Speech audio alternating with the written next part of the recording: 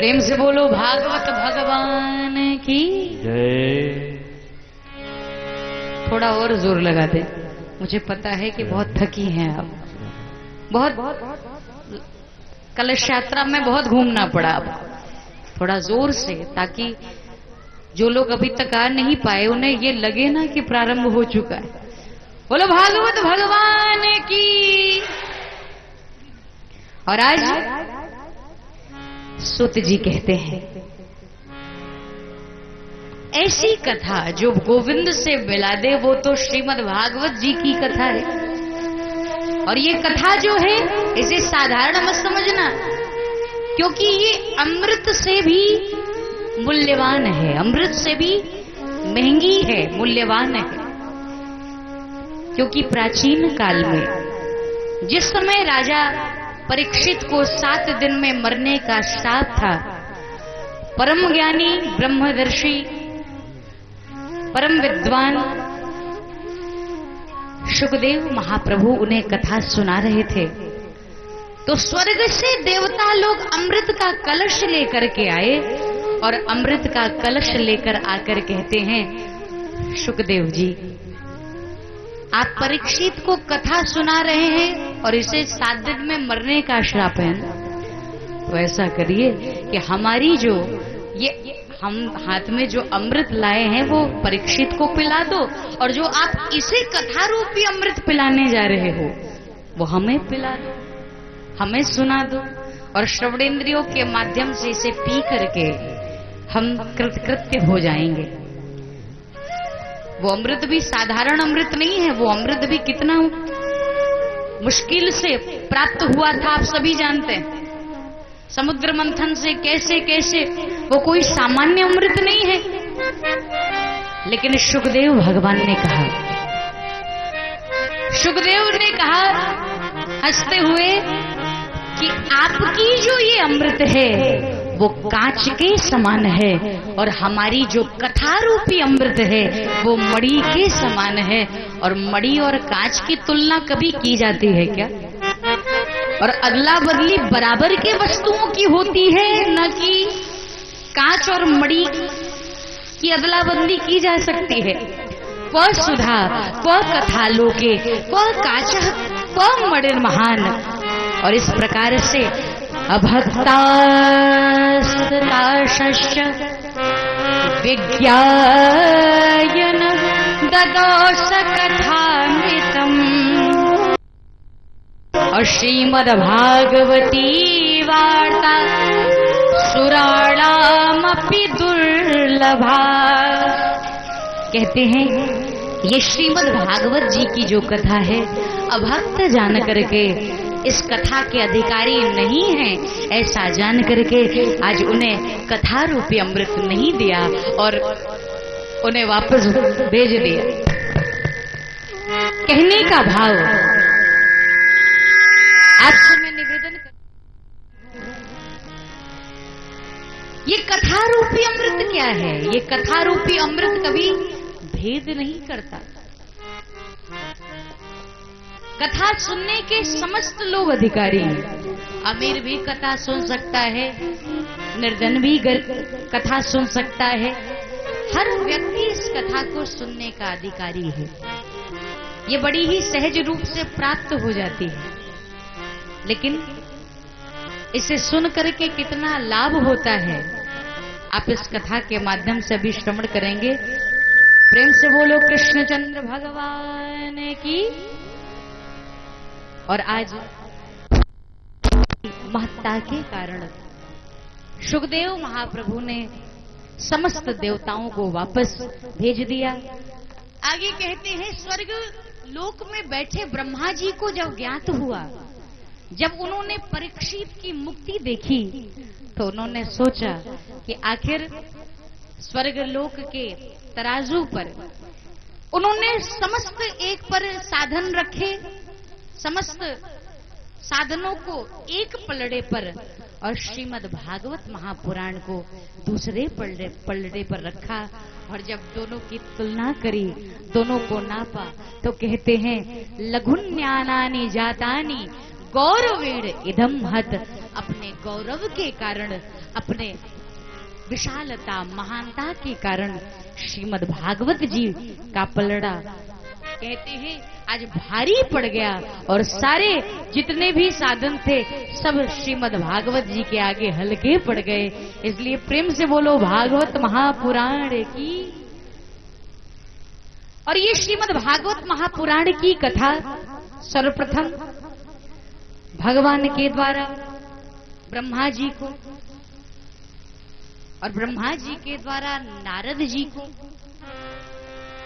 और जैसे नारद का नाम आया सौनकादि ऋषि बड़े आश्चर्यचकित हो गए।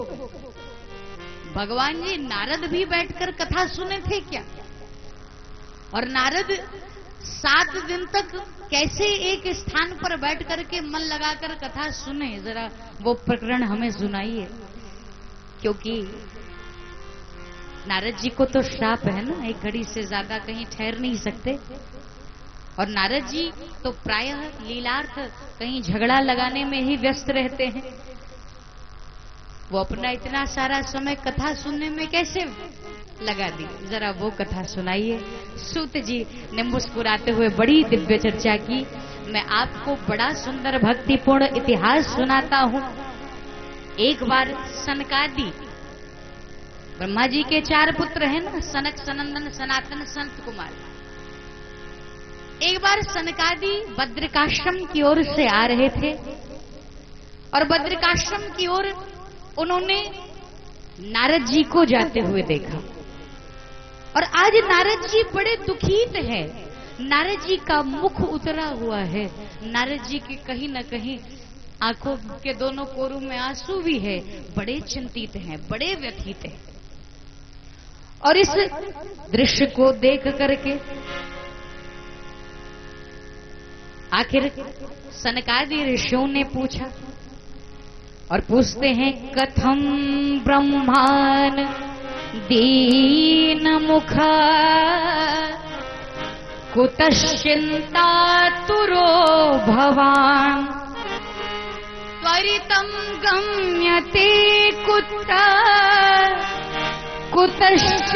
कुतश्चागमनं तव। नारद जी, कौन सी परेशानी आपको व्याप्त हो गई? आपको कौन सा दुख व्याप्त हो गया? दुनिया वाले रोते रोते फिरे तो बात समझ में आती है, बड़ा कष्ट होगा, दुख होगा। क्योंकि कोई तन से दुखी, कोई मन से दुखी, सब कहीं ना कहीं दुखी है। यहां इतने लोग बैठे हो, अगर हाथ उठवा दूं कहूं कि कौन सुखी है तो शायद एक भी हाथ ना उठे, और कौन दुखी है तो सबके सब हाथ उठा देंगे। यानी कोई ना कोई दुख पाले सब बैठे हैं। अमीर हो तो दुखी, गरीब हो तो दुखी, शादी हुई है तो दुखी और जिसकी नहीं हुई तो दुखी, बच्चे हैं तो दुखी और नहीं है हर स्थिति में दुखी। लेकिन ये संसारियों के लिए कहा गया है कि कोई तन से दुखी और कोई मन से दुखी और कोई धन बिनु रहत उदास, कि थोड़े थोड़े सब दुखी, थोड़े थोड़े कहीं ना कहीं दुखी बैठे। लेकिन सुखी एक है, कोई है सुखी। और सुखी कौन होता है? जिसने अपना मन भगवान में लगा दिया। सुखी श्याम के दास, भगवान के दास कभी होवे ना उदास। भगवान के दास हमेशा आपको प्रसन्न मिलेंगे, मुस्कुराते हुए मिलेंगे। लेकिन आज नारद बड़े व्यथित होकर के चले जा रहे, दुखी हैं। और आज सनकादियों ने पूछा, जब तुम ही रोने लगोगे, भगवान के भगत लोग ही रोने लगे, तो फिर अन्य को प्रसन्नता कैसे मिलेगी?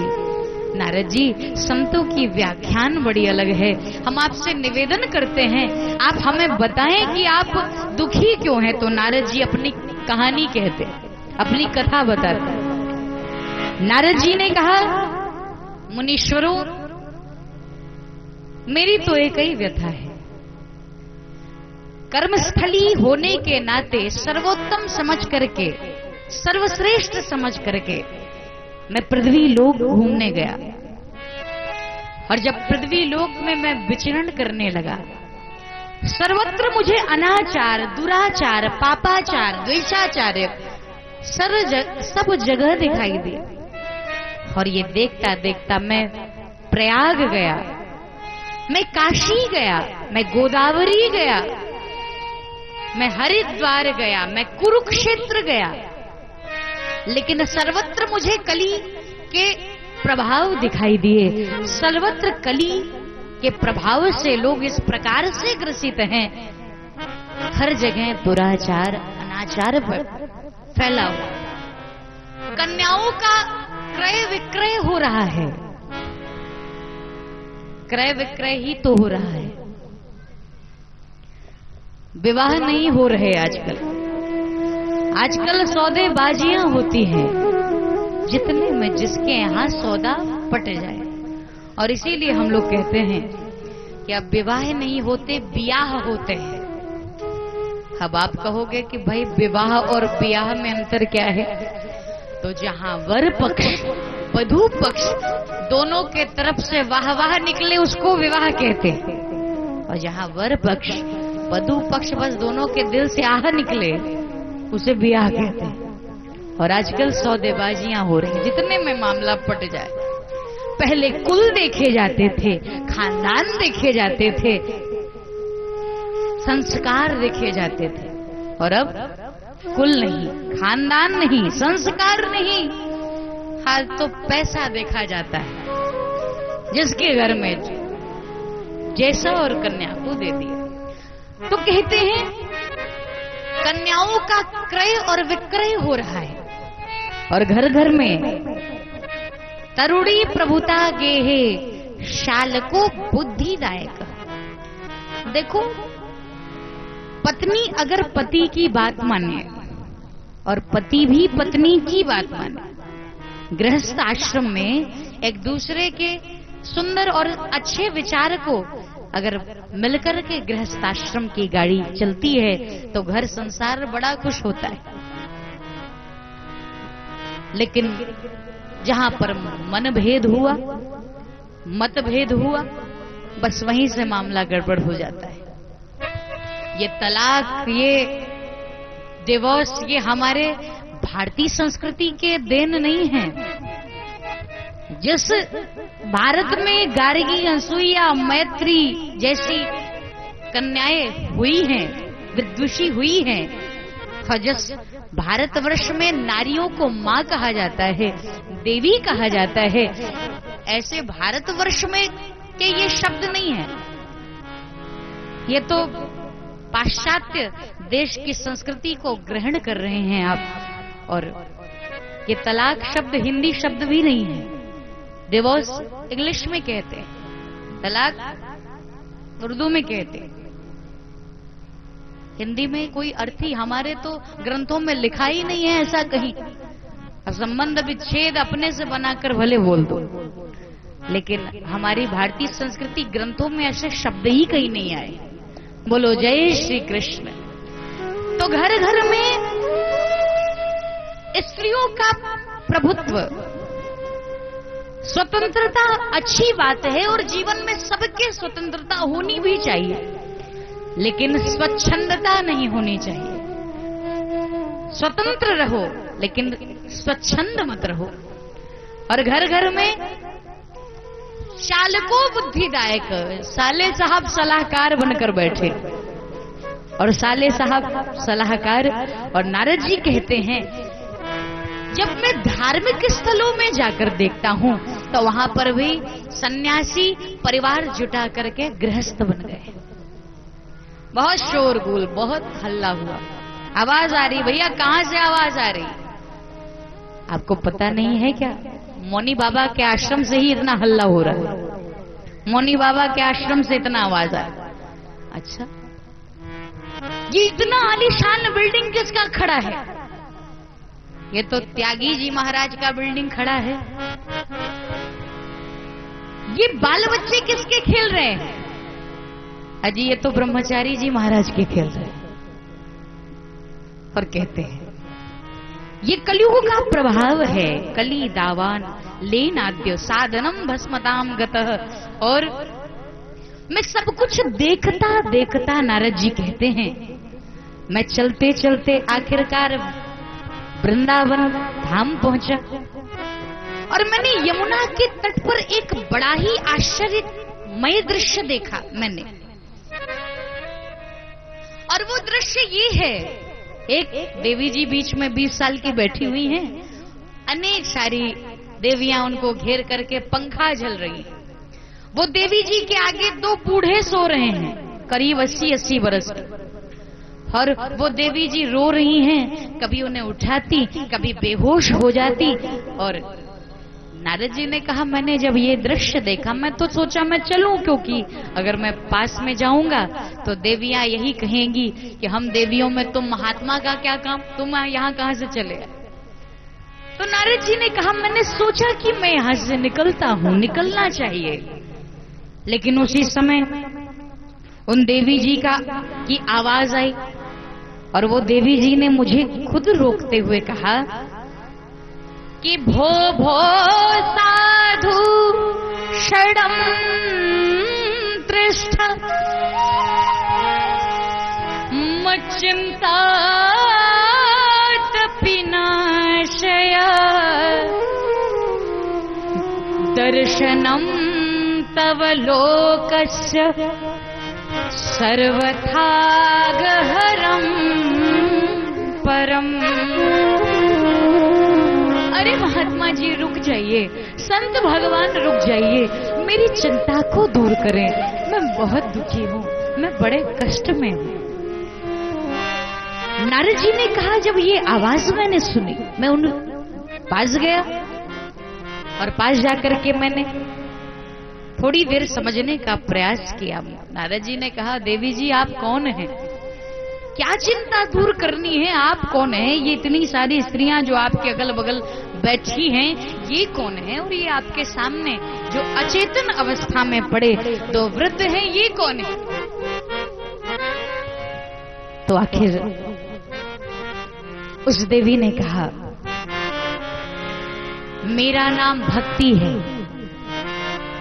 और ये जो दोनों आगे आपको लेटे दिखाई दे रहे हैं ना, ये ज्ञान और वैराग्य नाम के मेरे दोनों बेटे हैं। और ये जो मेरी चारों ओर देवियां मुझे पंखा झल रही हैं, मुझे सचेत करने का प्रयास कर रही हैं, ये कोई और नहीं बल्कि ये गंगा, जमुना इत्यादि सुंदर नदियां हैं।